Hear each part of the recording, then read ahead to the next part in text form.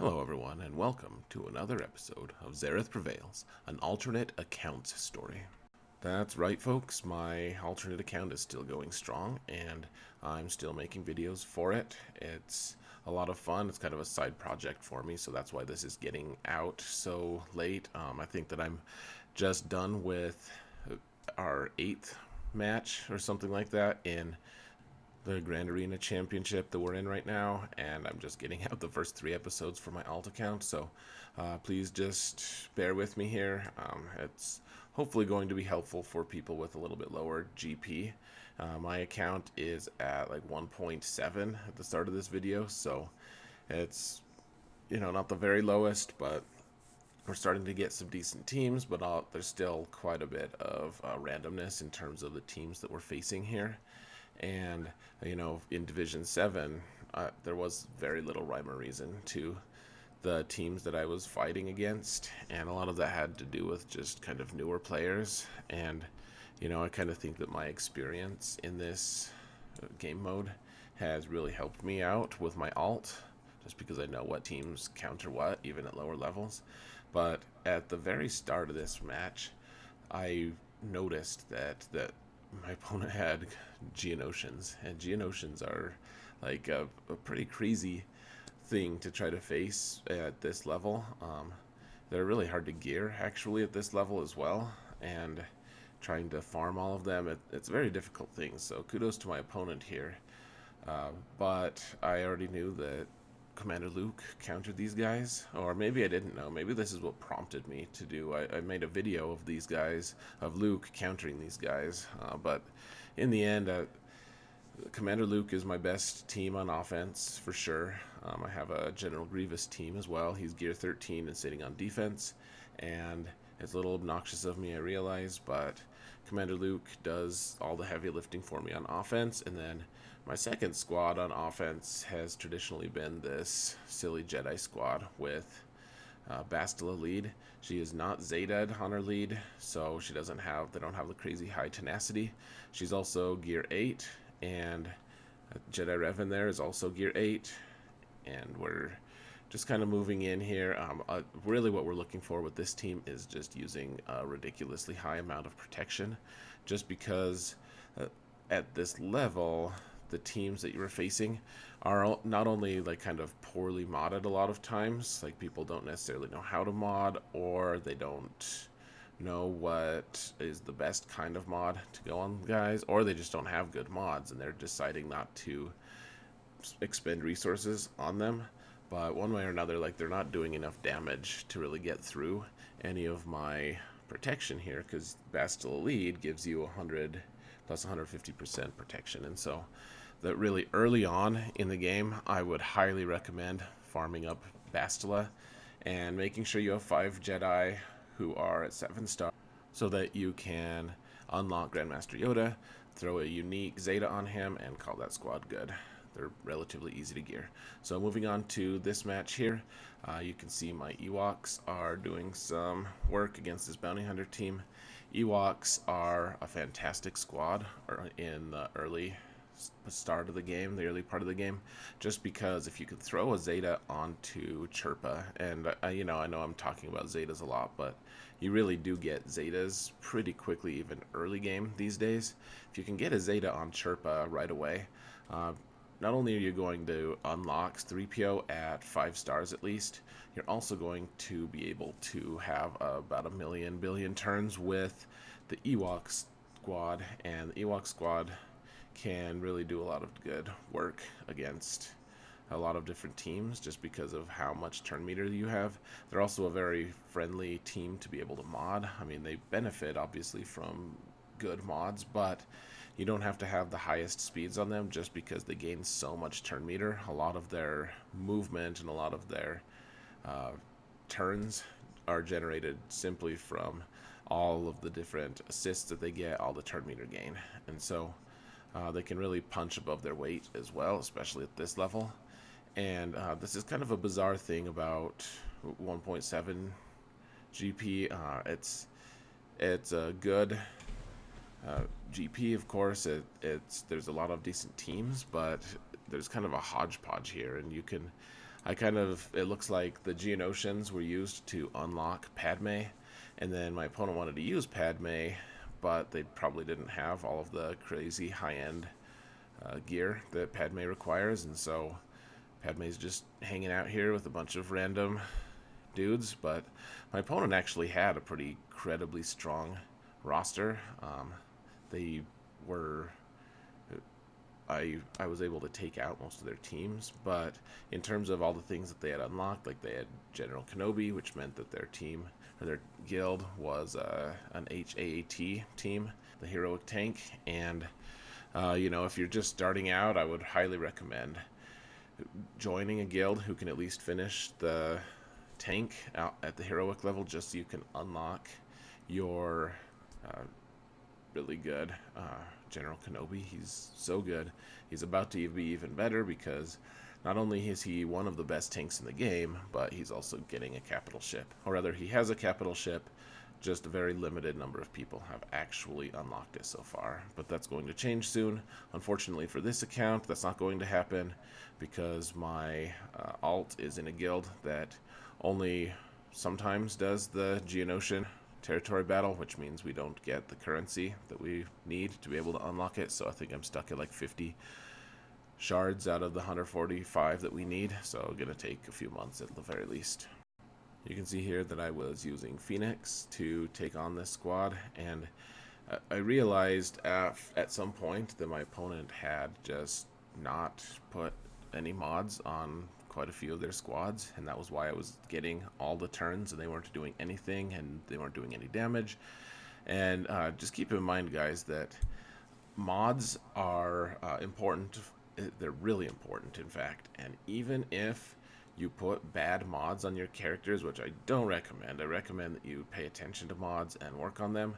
I highly recommend that you at least put some fully upgraded mods onto your characters, because your characters are going to need those stat boosts. Like, even if you're not getting that much of a stat boost, you're still getting a tremendously large stat boost, to be frank. So I ended up winning that match pretty easily. My opponent failed a few attacks on me and gave up, and now I forgot to take screenshots. Apparently I can't go back and do it because it's been like weeks since I actually faced this person, but their name is Ravage Kitty, or maybe Kitty. I don't know how you pronounce it. I'm pretty sure that sounded pretty dumb the way I said it, but I'm pretty sure it's a pretty dumb name regardless. So that's what we were facing, however, and right away I jumped into the action with an undersized Phoenix squad. And one thing to keep in mind when you're doing Grand Arena Championships is you'd want to work toward getting undersized wins as early and often as possible, because there are 3 different levels of undersized wins that you can be working toward, and you get a huge amount of banners or championship points or whatever they want to call it, if you can complete all 3 tiers. Especially the 3rd tier is really hard. You have to get like 12 undersized wins after you'd already gotten like 8 and 10 undersized wins on the previous levels. So you need to be working on those early on, and I think that in my first round I just disregarded that, and maybe that was a little foolish of me. So one thing that I looked at going into this match using Phoenix to counter Ewoks was how fast my relative speeds were, because if my Phoenix were able to go first and kind of get the momentum on the Ewoks, then I was going to be able to kind of just skate through the match. But if the Ewoks went first, they'd start the turn meter train. It was going to start getting crazy, and I may not end up doing that well in the match, especially with an undersized squad. So here's another undersized attack. I'm apparently trying to really mess with Ravage Kitty and just take as many banners as possible, but the banners aren't necessarily as important at this level. They certainly are important, but I've never really gotten to the point where tiebreakers mattered that much. I'm just trying to get undersized wins for the feat, and these squads are giving me a great opportunity to work on that. So Ewoks at 4 members are not as good, obviously, as Ewoks with 5 members, but they do a pretty credible job against a weaker squad. And this is what that was. You can see Tarkin's like level 82 here, so they weren't even fully leveled, much less geared. And so the Ewoks rolled into a win there, 59 banners. That means that two guys lost a little bit of protection, and we can move on, see what's in the next zone in the back. And it's a really super duper weak first order team, which means that I can kind of just roll over it. Now my opponent selected a lot of different kind of random squads or characters to gear up. At this level, a lot of people do have some gear 12s available to them, but it just really varies on what they find important. And I feel like I've got a pretty good selection of gear 12 in terms of like what effectiveness level they are at. But over here you see that my opponent has selected a lot of just kind of random Jedi that are going to make him look like a genius when they all get reworks in a month or two, and they are able to actually use these characters to some good effect, because right now they are just kind of awful. They're the dregs in the game. There's a lot of really bad Jedi out there, and you know, like Plo Koon has his redeeming qualities at least. He's at least a good pilot. His ship is good, and he can be used to good effect if you need to use Jedi Knight Revan in a mirror match against another Jedi Knight Revan team, just because of his turn meter gain. And otherwise, I see very little to say that's positive about any of these characters. They're all pretty awful. They're basement dwellers. They're not the sort of people that you want to, if you want to be successful, that you want to be seen actually hanging out with. And you know, you don't want to start those rumors that you hang out with unsuccessful people, and that's exactly what these guys are. They're just not much good to anyone. So my hope is that they'll get reworks, but until they do, they're just undersized squad bait to be able to get as many banners as possible off of your opponent. So I have to say thank you to Ravage Kitty for investing so many resources in such an awful squad. And we'll move on to the next round with as many banners as possible. So before we take out their hopelessly weak first order team, we can move into facing the dregs that are in this zone. And another squad that's just really not good for much on defense is Phoenix. And even though they have some good things going for them in the game, they are actually pretty good on offense against certain teams. On defense, they are just under strength win bait once again. And you can see my opponent didn't even level up all of his guys. Like Zeb's at 80, Kanan was at 81, so he was marginally better than Zeb, I guess. But this was a really easy 62 banners, and frankly at this point I'm not even sure my opponent has the possibility of winning this match, even if they get close to max banners. Grievous is going to destroy whatever he hits, and if he doesn't, he's going to maim it so bad that they're not going to get full points against him. But just for fun, I thought I'd take a full Night Sister squad against First Order here. And the Night Sisters are all gear like 8, I believe. Maybe Asajj is 9. Zombie is 10, though. I made sure to put enough gear to get Zombie to 10, because that's when Zombie actually starts getting good.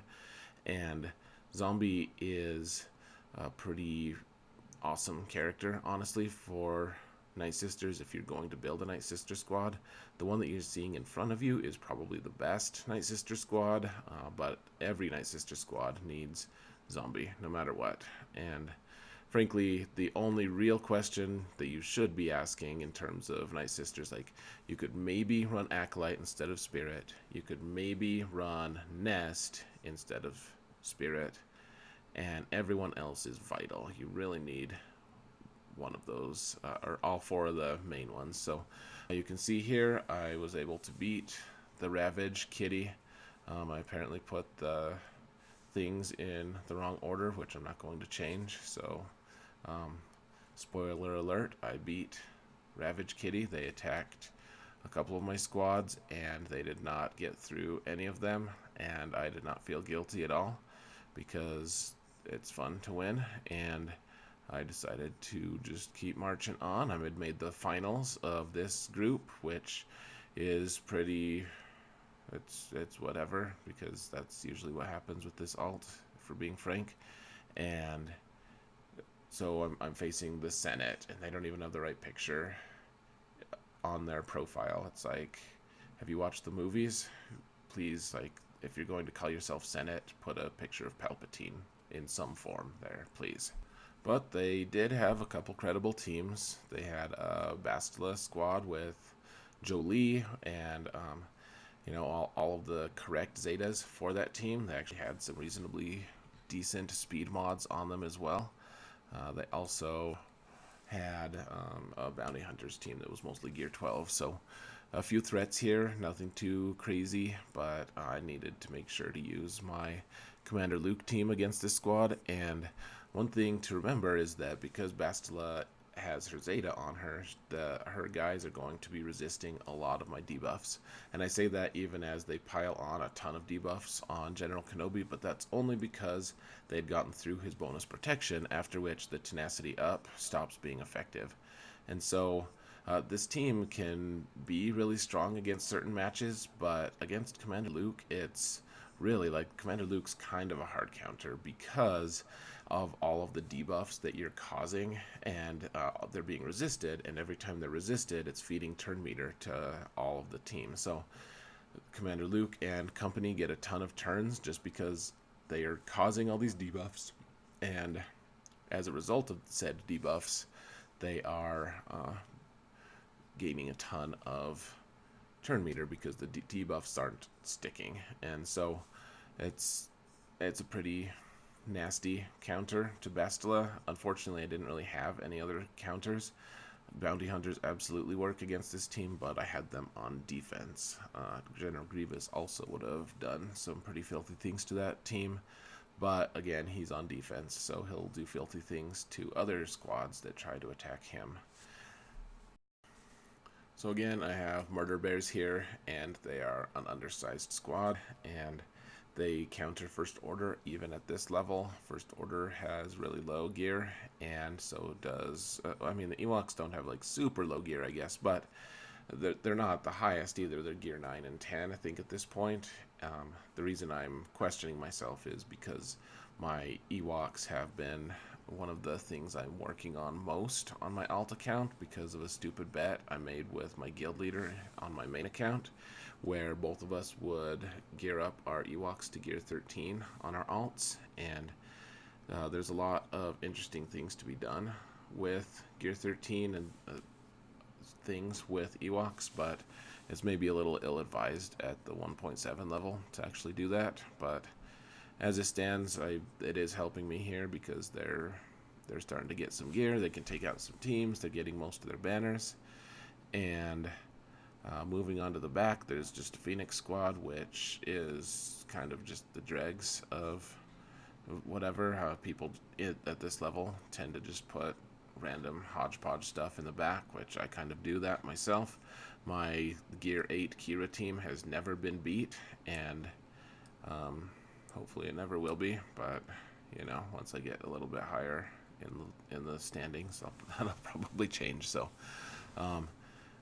again, here I have Bastila lead, and even though I have Jedi Knight Revan here, he's unlocked, he has some gear on him. He's more of just kind of a helper at this point because he doesn't have any Zetas, and I don't know at what point I put all of his Omegas on.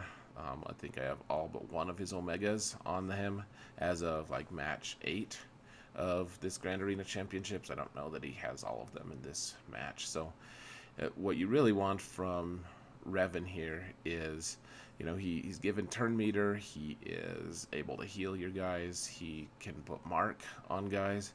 So even as just kind of a backup utility guy who's not a leader, he can do a lot of good things in the context of a squad here. So Bastila lead is still solid in this mode just because of the extra bonus protection, and It's just kind of a nice thing to have Revan as like a backup. It's a strange thing. I mean, I'm not really used to it. I should probably put more gear on him, but that would also require me putting gear on Jolie, and then I would have to spend 4 Zetas on that squad. And despite my earlier bravado about how easy it was to be able to get Zetas at this point in the game, it's really not easy to get 4 Zetas. And it's also not easy to get enough gear to make this squad really good, and a lot of my peers are doing that, especially in the later rounds. I'm starting to face quite a few Jedi Revans, but I think there are more important things to be working on, such as Grievous droids, and so that's really been my focus, that and stupid Ewoks.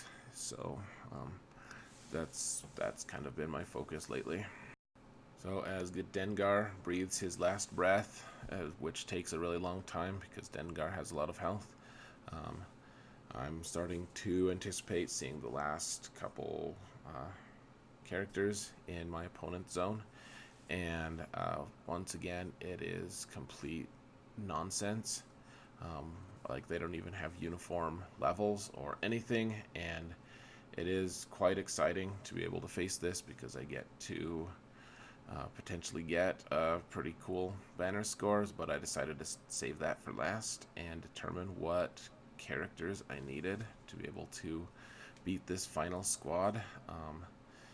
And one thing I had realized was I had thrown a Zeta onto Asajj's lead, but I hadn't been using that. Like, I used Talzin in my previous round, and that was a mistake. So I decided to put Asajj in the lead because her lead is pretty good. And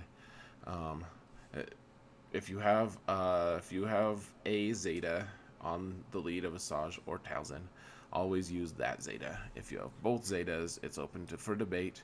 I personally think that Asajj is the stronger one, especially with the ludicrous damage numbers that you can get. Having all of that bonus offense from Asajj really sets off that extra damage. So that's my take on it. I know that other people think that Talzin is better, and it's really hard to argue that, frankly. Like, it's a really good squad. It's a really good leadership, and I actually lost to this composition with Nest a little bit ago with Talzin lead, and I hadn't lost to Night Sisters for, like, I don't know, a very, very long time. I'll just say that. Ever since I've had Padme to be able to counter Night Sisters, it's been just a complete walkthrough, and I did lose to them, to Talzin, but mostly that was because I timed out against Nest, who was the 5th member. So that's unfortunate, but you can see here I took just Sabine, so I'm getting an undersized win, and I was able to throw grenades, destroy all of them.